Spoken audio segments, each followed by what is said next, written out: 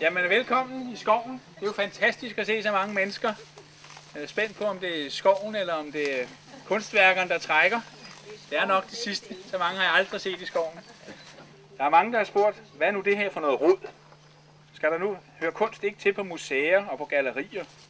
Skal det nu blandes ud i naturen? Og kan landskaber ikke være rent for den slags?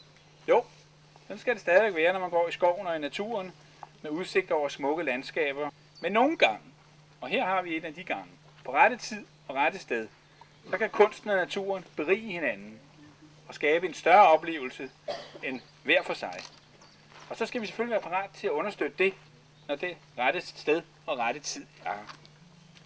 Så med de ord, så vil jeg give ordet til borgmesteren, som vil afsløre kunstværket for os. Det siges jo, at Ulkerup-folket mødes herude en gang imellem og stiller sig sammen i en klynge og hvisker. Og man spørger sig selv, hvad hvisker de om? Jeg tror, at de i dag hvisker om, at i 1782 blev der begået en stor uretfærdighed imod borgerne i Ulkerup og Ulkerup landsby. Og jeg tror, de hvisker om, hvor lidt de brød sig om Christian den 7., som flyttede dem for, at han kunne indhegne og udvide sin egen jagtskov. Og i stedet for nedlagde hele Ulkerup landsby og flyttede borgerne væk.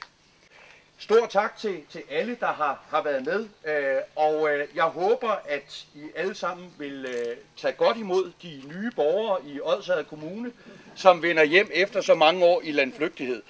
Rigtig hjertelig velkommen til alle sammen. Rigtig mange tak for det fine projekt.